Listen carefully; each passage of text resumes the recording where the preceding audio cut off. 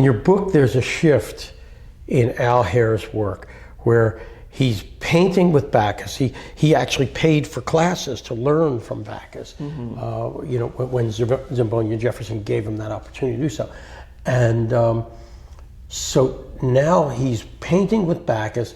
He's learning true art mastery. How to master a palette knife, how to paint fine art.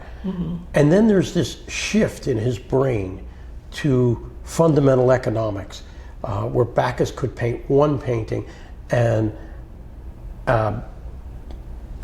maybe 4 paintings in a day, where Backus was potentially capable of 4 in a day.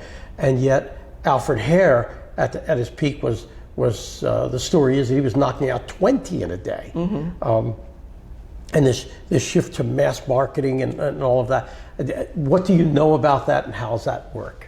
Well, I mean, it's just amazingly brilliant marketing on Alfred Hair's part. With Backus, and I know this because this is how I got one of my Backus paintings, was you put your name on a list, put what kind of subject matter you want, and then you wait a year for Backus to have finished the painting. I mean, it could be sooner, but it was as much as a year. And Alfred knew that. I mean, he was at the studio and he saw that, all these names that wanted paintings. And he was, and it was brilliant. I can just paint a painting for, 1/10 the price, and right now, and you can have it on your wall this afternoon, framed. So So there was this shift to economics, and Alfred Hair's quest was to have that blue Lincoln Continental or Cadillac, I think it was the blue Cadillac. I think he ended up with a Lincoln Mark III. And that was the one. But what was Backus driving, and what were do you have any idea? You were there at the time. Oh yeah. It was a tiny car that barely, I mean, it ran, but it was not anything fancy, and I can't even, my brother probably could give me the exact make and model, but no air conditioning. Backus really didn't even have air conditioning in his house. Two vastly different personalities. Yeah, and he was unconcerned with money. With the pretense, and he pretty much, Beanie was all about just giving it away.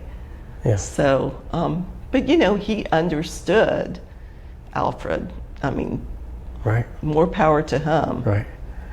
What did that look like in the community? What was the backyard assembly process? When we worked on the movie, we tried to recreate that as best we could from the pictures, from the mental images you gave us in your book, and the stories that were created. What did it really look like? Well, there's no grass. Okay, so let me back up that question. I have seen Al Black's assembly line backyard, and I'm presuming that you've seen that as well. On Mayflower. Was it like that? Yeah. It was? Yeah. Really? Yeah. I mean, it was, as basic as you could possibly imagine, with, some lights strung up in the trees because you had to be able to see. And, just as basic as it could be. To be able to create so much great art, some commission work that was fantastic, some assembly line work, and to work in what is perhaps the least inspiring environment. Would you be fair to say it is perhaps the least inspiring environment? Really hard place to paint. I mean, you had those mango trees that are shedding all the time, and so it was quite challenging. But where else would you have been able to paint? Right. So you tell me that Backus made the recommendation for Upson board for them, for the inexpensive board, because Backus painted on it as well. And then where did the crown molding idea come from? Do you know? Well, No, I don't have any idea about that, but Backus made his own frames as well. he would, but not for the same purpose that, you know. Right. Not crown molding frames. And he would have things framed, but not normally. But you know, the idea that you have a total package set to go is just, it was a great marketing plan. Yep, it was a great marketing plan. Brilliant. Yep. And they sold them wet. They just. Yep. So it was a nice little buffer in between each painting. So. Yeah, very interesting. Do you think Backus was disappointed in Alfred Hair's shift, or do you think he respected the monetary aspect and their need to survive versus create great impressionist art? Yeah. Well, you know, that maybe in his heart of hearts, Backus really felt that, you know, Alfred could have become a, you know, great artist in what that meant at the time, you know, that he really had a lot of talent and that he could have really succeeded as being, you know, a landscape artist. But Beanie was the kind of person who never criticized anybody and never had really, you know, bad feelings about anybody or a bad thing to say. And, you know, I think he was, you know, maybe just a little disappointed that he was, you know, chasing the dollar just because he felt he was so talented. Yeah. But I think of all the people, Beanie just wanted his students to succeed. And so the fact that, you know, Alfred Hair did this thing, involved a lot of other people, helped them rise up out of poverty and make this mark on Florida, the Florida landscape, and, you know, art history in general. Jonathan saw this as a great regional movement and reached out to you and asked you to capture, to embrace this regional movement as it happens, or while it still lasted, if you would, as you put it in the book. And that movement is growing far beyond the region. It is no longer regional. It's no longer within the state.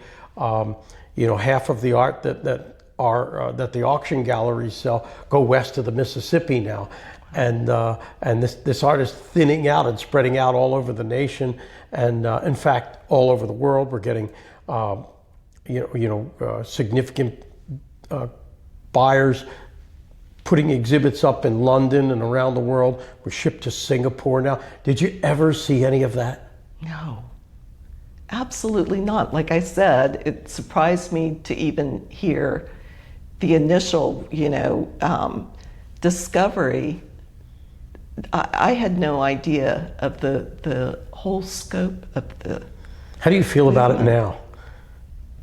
I'm just waiting to see what's going to happen next. It has surprised me continuously. Yeah. You know, just when I think, oh, maybe the interest has subsided, it turns into another How do you facet think of itself. Alfred Hair's death affected the movement? There was a lot of depression and wanting to put down the brush and just call it a day. Yeah. What did you see there, and how do you think how much time took place in mourning and resolve to come back? Yeah, well, I think that, you know, a lot of the artists just didn't have it in them to paint anymore. You know, I think, you know, James Gibson chugged along the whole way. You know, he wasn't going to give it up. And, you know, it fell out of, you know, those kind of landscape paintings. That's why they ended up in everybody's garage and, you know, flea markets, etc. there for a while, because it fell out of fashion. Yeah. So, yeah. Jim Fitch names them the Highwaymen. They come into great notoriety. Gary writes a book. He gets the thing started. Prior to this, there was competition among them from selling. And I saw the competition grew significantly among them. How do you think they initially felt about being put in? Was there any talk when you talked to Marianne? Did they feel like they were a group, or did they, I talked to Sylvester Wells about it, and he said, well, we knew each other, but it wasn't anything special. And yet now we think of them, we perceive them as a very tight-knit group of 26 people. That's probably one of the biggest misconceptions, because I think, some of them, of course, they were related. A few, the Newtons and Willie, Daniel brothers, and, but they were just casual acquaintances. Yeah. Learned from each other, went home, did their own thing. Alfred really was the one who turned it into an enterprise and had a core group of people who painted with him, but... You think it was Alfred, not Harold? Oh, yeah. Alfred? Yeah, it was definitely Alfred who decided to do the whole enterprise. Oh, okay. Got it. I got it. Okay. So we attribute so much of the movement to Backus. He was quite naturally the beginning of the story.